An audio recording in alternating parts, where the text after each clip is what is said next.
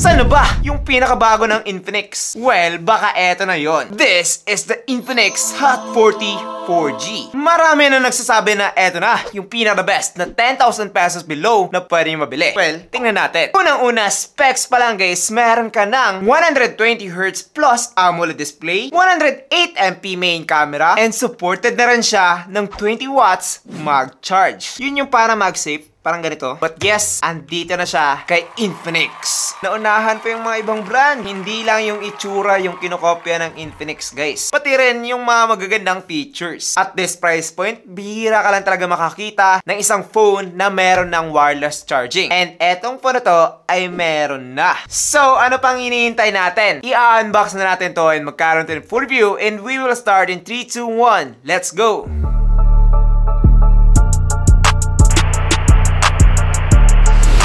Hey, what's up guys? I'm JP and this is JT TV. Kung makikita nyo naman, ang ganda na kanyang box. Mobile Legends inspired. Meron ding JBL logo dito. Wow! And yung kanyang RAM at ROM which is 16256. Sa likod, nandito yung mga mas detailed na specs. But yun na, hindi ko nasasayangin yung mga time nyo. Buksan na natin. So kapag tinanggal natin tong cover guys, ay merong dalawang box. This is a phone and this is a charger. The 15 watts magnetic wireless fast charge pad. Haba, magpad na lang. What? So titingnan muna natin to. Interested ako dito eh. Mamaya ka na. Chill ka lang. Sa eto nga pala guys, ay makukuha talaga ninyo kapag binili nyo yung Infinix Note 40. Hindi ito katulad ng iba na for creators only. Para talaga to sa lahat ng consumer. Ayan. Oh, diba? Look at that. Parang yung heart ni Iron Man. Just look at that. Oh, dito nyo ilalagay yung mismong smartphone. Parang ganyan. And meron tayong Infinix na logo dito, guys. And yung Type-C port naman ay nandito sa ibaba. So, eto lang talaga siya yung nandito sa box. Wala nang iba. Now, dito naman tayo sa mismong smartphone. Alright. Oops. Ang unang bubungad sa atin dito guys is yung kanyang mini box. Kapag binuksan naman natin to, makikita natin dito yung kanyang SIM ejector pin and a lot of things. Meron tayo ditong sticker. Tempered glass din, meron na. Wow! Wow naman! And syempre, yung mga paperworks. Plus, yung paborito ko, yung kanyang hard case. Oh, di ba? Pwede na siya sa magpad guys. So kapag gamit yung tong case na to, pwede kayo mag-charge ng wireless. Diba? Ang lupet! Wala pang nakikitang 10,000 pesos na ganito in fairness. Now, after the mini box guys, eto na yung mismong smartphone. The Infinix Note 40. Oh, sheesh! Ito ay nasa kulay black, pero meron ka pang option na gold. But, you know, lalaki ako. Black is black. Sa baba ng smartphone, ito ang plastic cover. And pagkatapos nyan, ito na guys, yung kanyang Type-C cable. And last but definitely not the least, ito guys, yung kanyang 45 watts of fast charging adapter. So overall, kumpletong-kumpleto na siya. Meron siyang magpad. Meron na siyang tempered glass. Wala lang siyang earphones. Pero okay na ako kasi ang ganda ng kanyang case. Hindi yung traditional na ganito. O, diba? Medyo pangit siya. So, pagdating dito, thumbs up ako. So, eto na guys, si Infinix Note 40. Etong nasa akin ngayon ay nasa kulay black, pero meron ka pa iba't ibang choices like gold and green. Now, as you can see, ang ganda, diba? Wait lang, nakalimutan ko. Kunin muna natin to sa gabal to eh. Ooh. Sarap. As you can see, napaka-premium talaga nitong phone na to. Pagdating dito sa kanyang build quality, ito ay marong glass front, glass back, and plastic frame. Yes, plastic lang siya guys. Wala siyang ma-antenna bands dito, and mapifeel mo talaga kapag ginawakan mo na siya. While the backside, akala ko talaga plastic siya nung una, but since it supports wireless charging, and tsaka cold to the touch din siya, therefore, I concluded na ito ay glass. Kung ikukumpara natin siya sa mga iba't ibang phones at this price point na plastic, parang masasabi mo na talaga na sila ay mga cheap lang. Eto ay hindi. Ngayon, medyo confused lang ako guys dahil nga hindi gumagana etong magpad or hindi dumidikit kapag walang case. Ano to? Infinix. So, bawal ka palang mag-change ng case. Eto lang talaga kung gusto mong gumamit ng MagSafe charging guys. So as you can see, kapag meron ng case, dumidikit na siya. Also, meron din akong MagSafe power bank dito guys. Ayan, try natin. Tapos hindi pa siya natatanggal. Madikit. Nakiki-Apple environment na si Infinix. Wow. Now, back to the phone. As you can see guys, dito sa kanya likod, meron tayong tatlong camera and yung kanyang LED flash. Eto ay tinatawag nilang active halo design. Now, supposed to be meron tong feature which is nagla-light up to ng iba't ibang ibang colors like RGB kapag meron tumatawag, notifications, things like that. Pero siguro dito sa variant in the Philippines guys, ang Note 40 ay wala pong ganun. Now, pagdating naman dito sa kanyang mga buttons and ports, kumpletong-kumpleto na etong si Infinix Note 40. At the bottom, makikita natin dito yung kanyang SIM card tray na naglalaman ng 2 SIM card at micro SD card. And katabi nito yung kanyang microphone, Type-C port, at yung kanyang speaker grills. Dito naman sa kanyang right side, nandito po yung kanyang volume rockers and yung kanyang power button. Dito naman sa left side ay wala tayong makikita. And lastly, dito sa top guys, nakalagay yung kanyang secondary speaker and secondary microphone. Meron din tayong nakaungkit dito na Sound by JBL. Ewan ko lang kung nakaungkit ba to or parang sticker lang siya. Hindi natatanggal. So, you know, imprinted talaga siya with the frame. Now, let's talk about protection. Ito ay meron ng IP54 water and dust resistance. Ang meaning naman ng number is yung unang number is para sa dust and things like that, while the second number is para sa water. So dito sa phone na to guys ay meron siyang IP54. So pagdating sa water guys, huwag niyo lang siyang ilulublob and you will be good to go. Yung matalsik ng ulan, talsik sa paghugas ng plato, wala na yung problema dito kay Infinix Note 40. Overall, dito sa kanyang build and design quality, I can say na this phone is really a good phone at this price point. Like, napakasulit na talaga nito guys. Glass na siya, supported na rin siya ng MagSafe, which is pretty cool. So overall, build quality wise, eto guys ay napaka-okay na talaga. Ngayon, pag-usapan naman natin yung kanyang display. So kung makikita nyo naman guys, ang cool, di ba? Para na siyang iPhone. Nakiki-Apple na talaga si Infinix. Joke lang. What did he say? Eto guys, ay meron ng 6.78-inch AMOLED display with 1080p Full HD Plus resolution and 1 billion colors plus 120 Hz refresh rate. Meron din siyang up to 1,300 nits of peak brightness guys. Kaya naman pagdating sa mga outdoor user dyan, wala na yung problema dito. As you can see, napanipis lang ng bezels nitong phone na to. Sinasabi nila na borderless daw talaga siya, pero hindi naman. Sakto lang. Manipis lang talaga siya. Like, you know, parang almost lang, pero hindi talaga borderless. Napaka-cool ding tingnan, especially etong magic ring niya. Lumalabas to kapag nag-face unlock kayo, nag-charge, and merong mga notifications. Gustong-gusto ko yung kanyang display guys, dahil nga as you can see, kahit na napaka-bright dito sa studio, kitang-kita talaga siya. Napaka-vivid, napaka-vibrant, and napaka-bright. Eto ay dahil nga meron na siyang AMOLED display, and kapag kayo naman na mahilig manood ng mga movies, videos, things like that, will definitely mag-enjoy ka talaga dito. Like, wow! Napaka-high resolution. Yes, 1080p Full HD Plus na po siya. Kaya naman napaka-sharp and high resolution ng kanyang display. If you're watching movies na napaka-dark o di ka naman yung mga videos, well, definitely klarong-klaro talaga yan dito sa phone na to. Ang bright niya din kasi talaga, diba? Ang bright, promise. Also, dahil nga AMOLED na siya, yung black dito is black talaga. Hindi katulad ng mga nasa IPS LCD na, you know, parang grayish na black. Dito guys, true black and true colors talaga yung makikita ninyo. Dagdag pa natin yung kanyang 120 Hz na napakabilis, napaka-smooth. Kaya naman kapag kayo ay mag-scroll just like that, well, definitely okay na talaga etong si Infinix Note 40. Mapa Facebook, YouTube, TikTok, and kahit saan pa kayo nag-scroll, well, definitely, napakaganda na talaga ng display na tong Infinix Note 40, especially at this price point, below 10,000 pesos. This is definitely one of the best. Easy. So sa mga nagsasabi na pangit yung display ng Infinix, huyo kayo ngayon. Pow!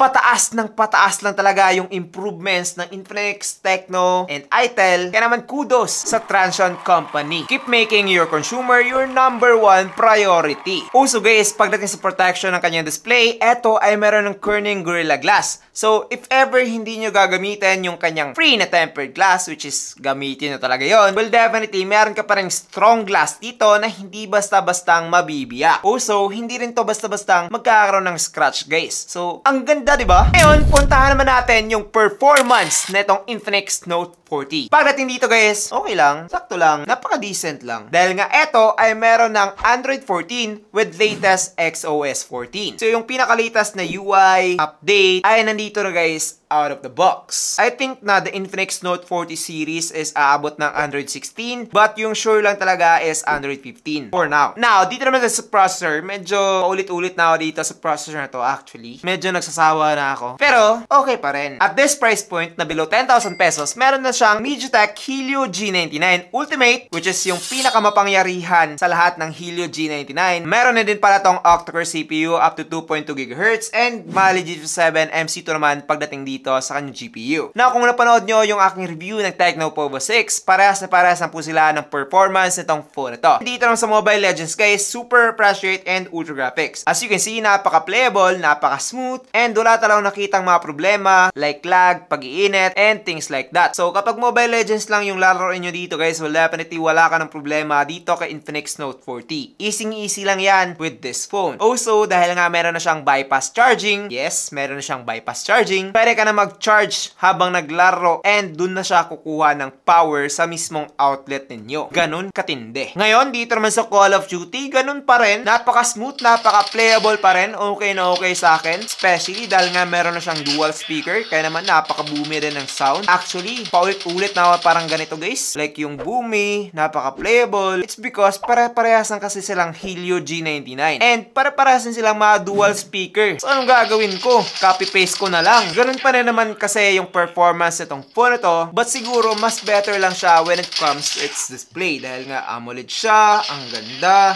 Hindi katulad ng mga ibang phones at this price point na mayroong Helio G99 pero hindi AMOLED. Etong phone na to guys is much brighter, mas vivid, and mas okay talaga siya pang game. Like legit. Also, dahil nga malaki siya, 6.78-inch display. So, you will surely have a wider point of view kapag naglaro kayo. So, overall, pagdating dito sa performance niya guys, sa aking gaming test, pasadong-pasado naman si Infinix Note 40 as long as hindi ka talaga, you know, into gaming world talaga na yung mga Genshin Impact, and yung mga iba't ibang mga games na napaka-graphic intensive, hindi ito yung para sa inyo guys. Pick a phone instead na merong napakalakas na processor. Pero kung katulad ko na Mobile Legends and Call of Duty lang naman, naku po, Infinix Note 40 is more than enough. Especially kapag meron kayong malalakas na Wi-Fi. Ngayon, kapag hindi ka naman gamer, well, erase that all. Kapag pang daily use lang etong si Infinix Note 40, napakabilis, walang delay, napaka-smooth din yung inyong pag-scroll, and yung kanyang speaker kapag tumatawag is aux na aux talaga. Makaka-download ka rin ng maraming apps dito dahil nga meron siyang 256 gig. And again, when it comes to multitasking, easy lang yan dahil nga meron siyang up to 16 gig of RAM. So, diba, overall, dito sa kanyang performance, guys, wala ka ng problema dito kay Infinix Note 40. Ang ganda na. Now, let's talk about the battery of this phone. So, eto guys, ay meron ng 5,000 mAh battery with 45 watts wired charging. So, kapag gagamitin mo yung adapter and wire charger nitong phone ito, abot ka lang ng 30 minutes from 0 to 50% and around 1 hour and 20 minutes from 0 to 100%. Ngayon guys, meron din siyang option again na yung kanyang magnetic charger, which is eto. Kailangan mo pa talagang ilagay yung kanyang case para magamit etong kanyang MagSafe charger and other MagSafe products. But even though hindi siya dumidikit guys, like parang ganito, etong MagSafe charger ko, even though hindi siya dumidikit, kapag nakalagay po siya,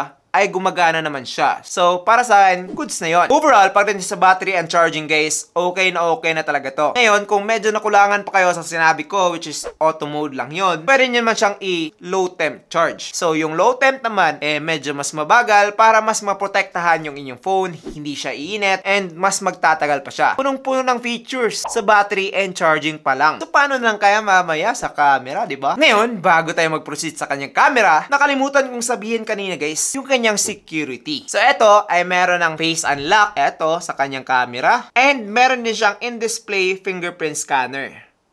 Diba? Ang bilis. Ngayon, dito naman tayo sa kanyang camera. Ito guys ay merong 108MP main camera, 2MP depth sensor, and isang unspecified camera. Now, I think na design lang to, pero sa mga pro variant guys, I think na meron talagang real na camera yon. Pero dito, you know, dagdag camera lang. Dito naman sa kanyang selfie, meron tayong 32MP selfie camera. As you can see guys, while using the back camera of this phone, napaka-natural, napakaganda ng kanyang kulay, and okay na okay talaga yung aking background separation. Like, para talagang gumagamit ng mamahaling smartphone kapag eto yung ginagamit ko. The colors are accurate, para talaga siyang iPhone. And kapag gagamit ka naman ng beauty filter dito, napakakonti lang. Sa selfie naman, halos parehas lang yung kanyang quality guys, pero, you know, mas lower lang ng konti. Natural pa rin yung kanyang kulay, para pa rin talagang iPhone yung kanyang result. It's because napakaganda talaga yung kanyang post-processing. Hindi naman talaga ganito yung nakikita ko habang nagpipicture, pero after the result, ganito na maganda na talaga siya. So para sa akin, yung post-processing na gamit na tong phone ito is okay na okay talaga. That is why overall para sa akin dito sa kanyang photo quality, okay na etong si Infinix Note 40. Recommended ko na to and one of the best below 10,000 pesos. Now, meron kang maraming options dito actually. Merong portrait, super night, time-lapse, slow motion, sky shot, dual video, pro mode, and marami pang iba. Ngayon, pag-usapan naman natin yung kanyang video quality. So, yung max na makukuha natin dito sa kanyang video guys is 2K at 30fps, but meron ka ring option na 1080p at 60fps, which is yun yung gusto ko. Mas smooth kasi kapag 60fps kumpara sa 30fps. And you know, bihira lang talagang mangyari na magkaroon ng 1080p at 60fps yung mga phones at this price point. So, para sa akin, it's a big deal. Sa selfie camera naman guys, ganun pa rin. Merong 2K at 30fps and 1080p at 60fps available. The only downside dito sa kanyang video is that kapag tinurn on natin tong ultra steady mode niya, which is gumagamit ng EIS or Electronic Image Stabilization, eto guys ay nalilimit ng 1080p at 30fps lang. So, hindi siya ganun ka-smooth, pero you know, stabilized siya. So, kapag kayo ay gumagalaw, pwede nyo itong gamitin. Pero kapag kayo naman guys ay naka-tripod lang, will definitely always use the 1080p at 60fps. So, ngayon naman, try natin. So, eto na guys yung video quality using the Infinix Note 40 1080p at 60fps. So, ano sa tingin nyo? Okay ba? Comment down below. Ngayon, try naman natin yung kanyang selfie. Now, this is the selfie camera using the Infinix Note 40. Wow! Ang ganda ng quality. Clear na clear. So, ano sa tingin nyo? Okay ba? Comment down below. Now, dito naman sa kanyang video quality guys, hindi masyadong accurate yung kanyang colors. Parang greenish na parang bluish na hindi ko masabi kung ano. Pero hindi siya ganun ka-natural. Actually, mas better pa yung preview habang nagvi-video kaysa sa result niya. So, hindi masyadong maganda yung post-processing niya when it comes to the video quality. So, the video quality dito sa Infinix Note 40 is okay na okay kapag meron kayong mga natural lighting. Pero kapag ganito na control lighting, ay hindi masyadong accurate yung napapakita ng phone ito. So, para sa akin guys, marirecommend ko talaga to kapag kayo mahilig mag-video sa labas, mahilig sa mga sunrise, sunset, mga ganon. Ito ay okay na okay talaga. Kapag kayo mga parents, pang video-video sa inyong mga anak, well definitely, okay na etong si Infinix Note 40. So overall, when it comes to camera guys, the Infinix Note 40 is really one of the best at this price point. Maganda siya, napaka-natural ang kanyang photos, and yung kanyang video is okay na okay pa rin yung kanyang pinakita, even though napaka-controlled lighting natin dito. So in short, recommended ko talaga etong si Infinix Note 40 sa mga mahilig sa camera. Maganda na talaga to guys. Legit. Overall, okay na ba talaga etong si Infinix Note 40? Wala na ba siyang mga problema, mga things like that? Well, definitely, wala na talaga guys. Ang kanyang build quality ay napaka-solid talaga. Diba? Yung kanyang display rin is napaka-amazing na. Processor is decent lang. Hindi masyadong ganun ka-powerful. But, sa battery and camera naman guys, nako po, super amazing na etong si Infinix Note 40. Mayroon pa siyang mapa ganito. Wow! Worth it na talaga itong si Infinix Note 40 on my end. Especially, nabili ko lang siya sa lagang 8,799. Which is, halos 1K din yung less compared sa kanyang SRP na 9,699. So, para sa ganung price guys, ito lang talaga yung pinaka-balance na phone na nakita ko. Like, features, build quality, camera, and processor is maganda talaga yung kanyang pagkakamekos-mekos. So, sa Infinix Note 40 ay napaka-worth it na talaga. So, I guess that's pretty much it for this video guys. I hope na nag-enjoy kayo. Kung gusto nyo bilhin itong phone ito, well, definitely maglalayo ng link na legit sa description box. And also, kung hindi ka pa nakaka-subscribe, well, definitely mag-subscribe ka na. Marami pa tayong mga phones to review. And I guess that's it. I'm JP and this is JDTV. Thank you for watching and God bless. Bye-bye!